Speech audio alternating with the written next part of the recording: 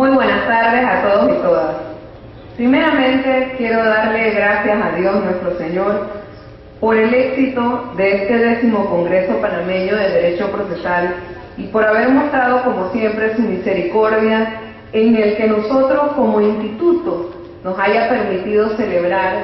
10 congresos seguidos y seguramente que nos va a permitir celebrar muchos más en beneficio del país. Escogí un tema un poco complejo, un poco difícil, y es la argumentación jurídica como medio de defensa de los derechos fundamentales. Las consideraciones que voy a hacer aquí, las voy a hacer porque, al igual que Martin Luther King, yo también tengo un sueño. Y el sueño que yo tengo es que en Panamá exista una verdadera cultura de derechos fundamentales a la par de un sistema de administración de justicia cuyo norte sea la protección integral del individuo con una visión integrativa de los tratados de derechos humanos suscritos por Panamá en defensa de la dignidad humana. En esta ponencia, entonces, desarrollaré 4 aspectos relevantes que considero necesario abordar para justificar la argumentación jurídica como un medio de defensa, como una herramienta que puede utilizar todo intérprete constitucional, no solamente el juez constitucional. Y estos 4 aspectos a los cuales quiero hacer referencia parten por reconocer el carácter normativo de la Constitución. Y este reconocimiento del carácter normativo de la Constitución implica, como voy a reiterar varias veces en esta conferencia, el reconocer que la Constitución no solamente está en el tenor literal de la misma, sino que también se encuentra conformada por un conjunto de valores y principios constitucionales que integran esta Constitución y que además nosotros como Estado hemos suscrito los convenios de derechos humanos y por tanto nos comprometemos a integrarlos dentro de nuestra dinámica interpretativa. En segundo lugar, requerimos examinar el concepto que tenemos de derecho, pero también el concepto que tenemos de interpretación, y sobre todo de interpretación constitucional. En tercer lugar, entonces, necesitamos también llevar a esa dinámica interpretativa constitucional el contexto social, para finalmente, en cuarto y último lugar, precisar aquellos aportes que la argumentación jurídica puede brindar dentro del sistema de administración de justicia panameño, con el propósito fundamental de ampliar el marco de protección de los derechos fundamentales que tradicionalmente ha venido brindando al ciudadano común la justicia panameña. Siendo así, entonces, debemos necesariamente partir con el reconocimiento histórico de que el sistema positivista y su influencia tuvo entre sus consecuencias que se identificara el derecho con la norma y fortaleció la idea de que los jueces eran la boca de la ley. Concepto este último atribuido a Montesquieu, que hizo que en nuestros países latinoamericanos hubiese una división tan profunda entre derecho y moral, pero también entre derecho y justicia, entre derecho y realidad social.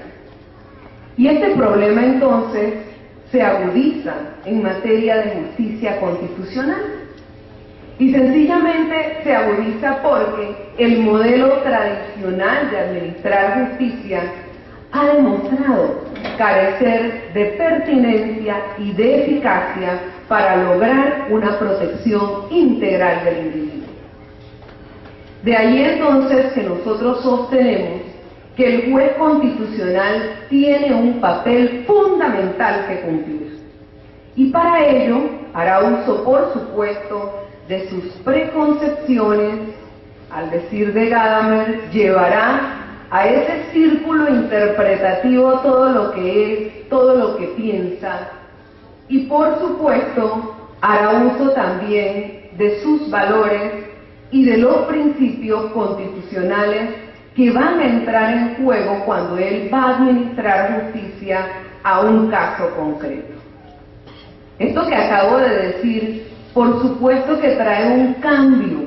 en la forma en la que tradicionalmente hemos concebido el derecho constitucional. Pero esta idea no es nueva. Ya el Tribunal Constitucional Español, mediante sentencia de 21 de junio de 1981, que me permito citar, señaló: los derechos fundamentales responden a un sistema de valores y principios de alcance universal y de diversos convenios internacionales sobre derechos humanos ratificados por España y que, asumidos como decisión constitucional básica, han de informar todo nuestro ordenamiento jurídico. Con esto, el Tribunal Constitucional Español ya desde 1981 nos decía que la protección de los derechos fundamentales no solamente está en la Constitución en el tenor literal, sino que introducía aquella idea de que había que atender a un sistema de protección de derechos fundamentales en el cual, por supuesto, la Constitución juega un papel prioritario, pero que también se encuentran incorporadas a ella los valores, los principios constitucionales que en gran medida son las proclamas de la misma Constitución y los convenios de derechos humanos suscritos y ratificados por todos los estados. Y si eso es así, señores y señoras, entonces también tendríamos que integrar a este sistema de protección la jurisprudencia que emana de los sistemas regionales de protección de derechos humanos. Reconocida entonces esta nueva forma de ver la Constitución, corresponderá al intérprete constitucional interpretar para administrar justicia en un caso concreto. Y de allí entonces se me ocurre recordar a Manuel Atienza, quien señalaba con brillantez que en cada acto de interpretación se encuentra involucrado primero el concepto que tenemos nosotros de derecho. ¿Qué es derecho para nosotros? Y en segundo lugar, se encuentra también involucrado el concepto que tenemos de Constitución. Y él decía que debíamos recordar que en la Constitución no solamente se encontraba la idea de limitaciones de poderes del Estado, sino que en ella también se encontraban consagrados los derechos fundamentales, y que ello implicaba entonces como consecuencia básica que estos, es decir, los derechos fundamentales, limitaban la producción, interpretación y aplicación del derecho. Si esto es así, Atienza nos decía, el intérprete constitucional entonces requiere de una mayor justificación y con ello requiere de una mayor carga argumentativa, es decir, razonar, explicar las razones por las cuales ha tomado una decisión para proteger un derecho fundamental concreto. Entonces, siguiendo esta línea, recordamos a Robert Alex, quien profundiza en ese proceso interpretativo que hace el intérprete y nos dice, es que el proceso de decisión no viene dado al intérprete previamente, sino que está sometido a unas reglas, y a esas reglas Alexi le llama reglas de la ponderación, que significa que en cada caso concreto el intérprete constitucional deberá atender a los principios constitucionales que se encuentran en colisión o que juegan en sentido contrario, como diría Alexi. Es decir, si estamos en un caso de justicia constitucional en donde debemos analizar la protección del derecho fundamental de la vida y del otro lado tenemos el derecho de la salud, entonces el intérprete tendrá que analizar cuál de los dos derechos va a favorecer en este caso en particular. Y esta idea entonces viene reforzada por Pablo Lucas Verdú, cuando en esa gran obra El sentimiento constitucional nos recordaba que hacía necesario que existiera una sincronía en lo que él llamaba la construcción técnica que tienen las leyes, la lógica racional y el sentimiento jurídico. Y él le daba gran importancia al sentimiento jurídico porque él decía que era una condición también de legitimidad y de validez. Porque esa sociedad que estaba recetando ese sistema de administración de justicia tenía que sentir que él mismo respondía y que reflejaba sus necesidades y sus intereses. De lo contrario iba a haber una ruptura, y esa ruptura muchas veces la encontramos en la sociedad, porque muchas veces el clamor social dice que la justicia en materia de derechos fundamentales no es pertinente, y la sienten lejana, es decir, hace falta esa sincronía de la cual nos hablaba Pablo Lucas Verdú. Este contexto social al que yo hago referencia en esta tarde nos dirá que nos enfrentamos a un modelo social diferente. Ya no es el modelo de las sociedades tradicionales, sino que tenemos un modelo social diferente, dinámico, interactivo. Tenemos una sociedad que se comunica todos los días en tiempo real, en donde ya incluso los modelos de comunicación son diferentes, han mutado, han variado, y de eso darán cuenta los más jóvenes en esta sala, que nos dirán que ya no hace tanta falta hablar, sino chatear y mandar símbolos como señal de comunicación en las sociedades modernas. Entonces, si la sociedad ha cambiado, significa entonces que el derecho tiene un reto porque también tiene que cambiar. Y en el campo del derecho, y muy especialmente en esta ponencia, yo quisiera resaltar dos puntos importantes que a mí me parece debiéramos abordar en lo que yo considero la necesidad de reformulación del derecho, y el primero sería la necesaria reconceptualización de los conceptos tradicionales que han acompañado el derecho y que van a limitar los derechos fundamentales en cuanto a su protección,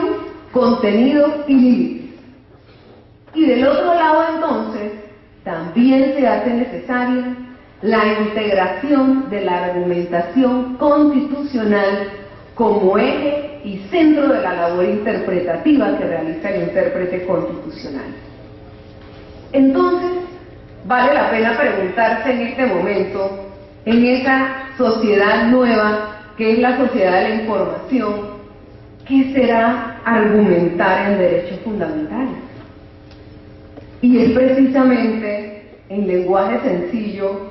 no dar lugar a interpretaciones literales, estrechas o técnicas, que lamentablemente vemos con más frecuencia de la que quisiéramos en los escenarios de los tribunales constitucionales, y de la cual aquí el doctor Rigoberto González nos hablaba de esa necesidad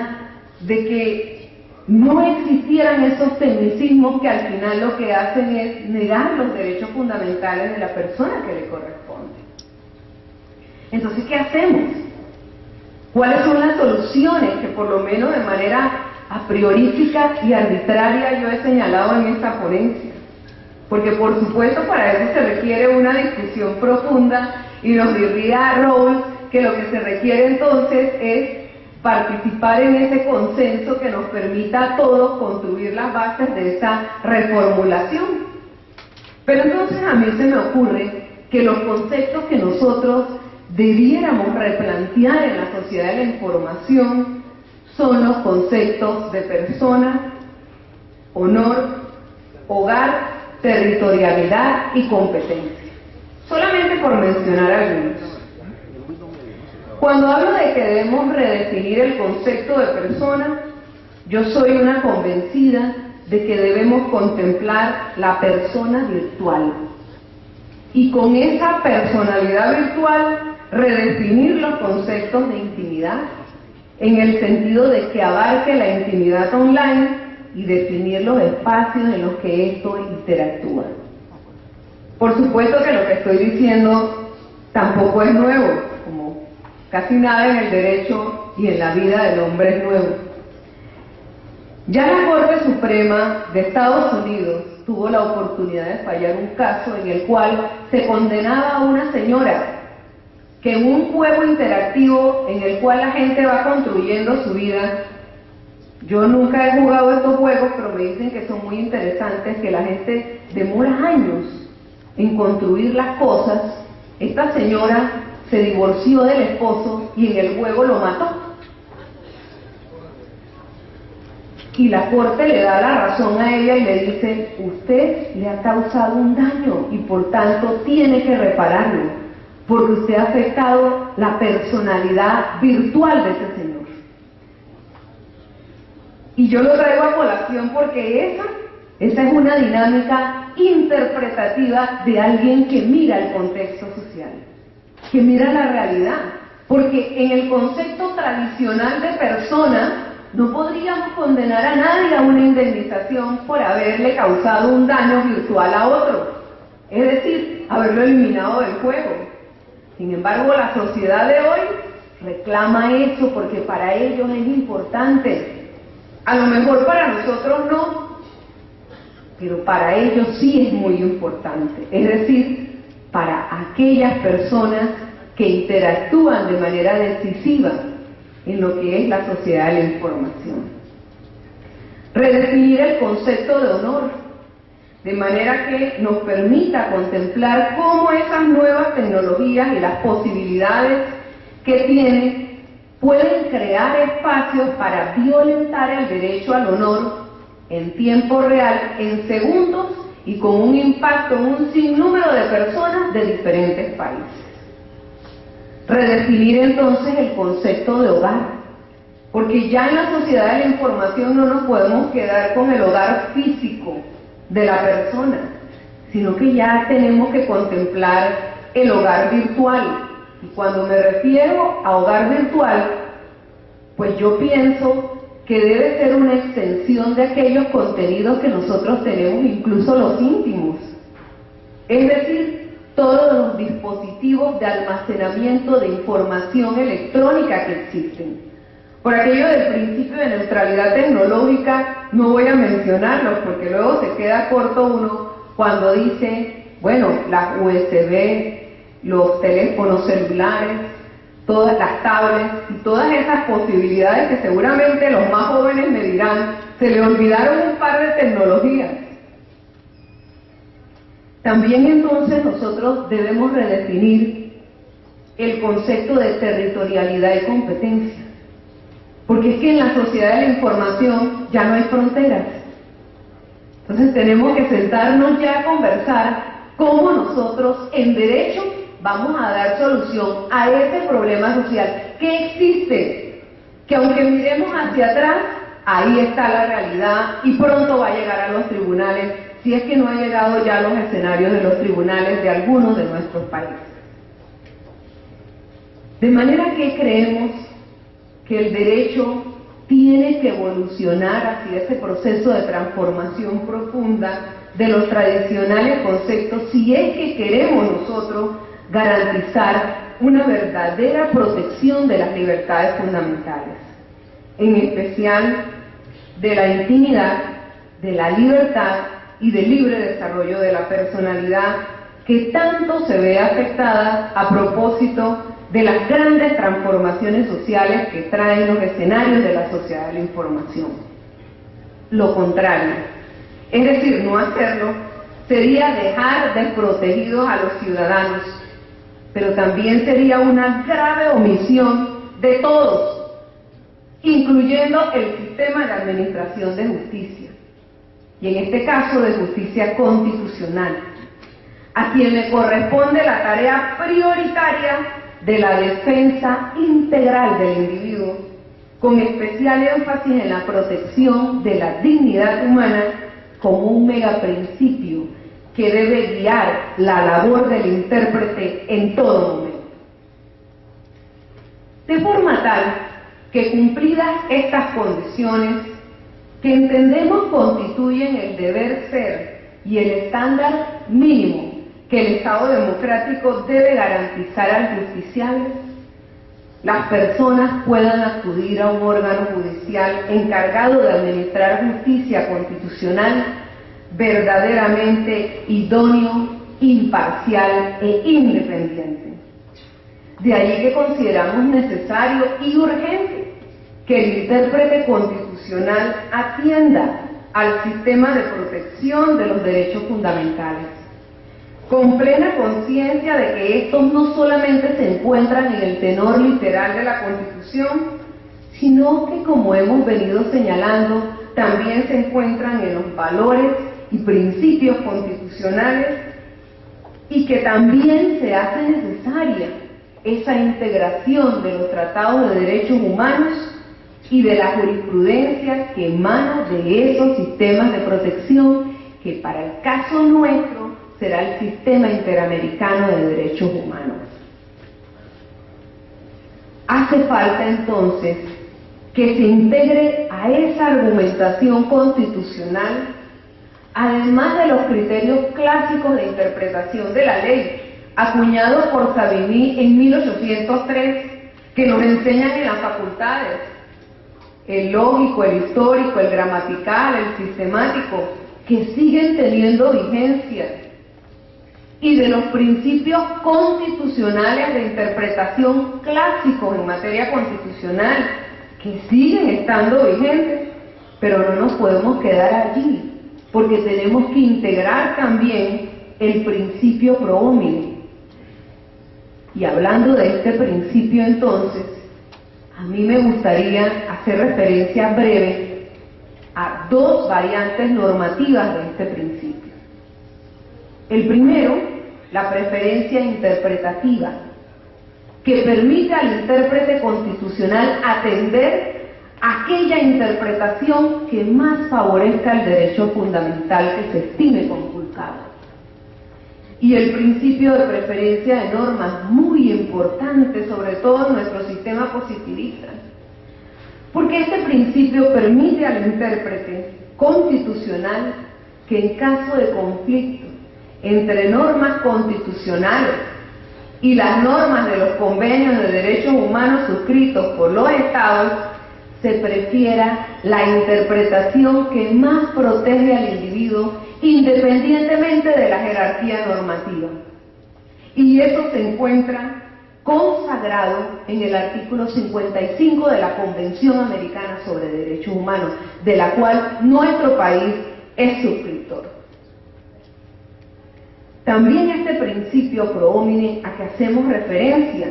obliga al intérprete constitucional a considerar que ese catálogo de derechos fundamentales que consagra la Constitución corresponde a un estándar mínimo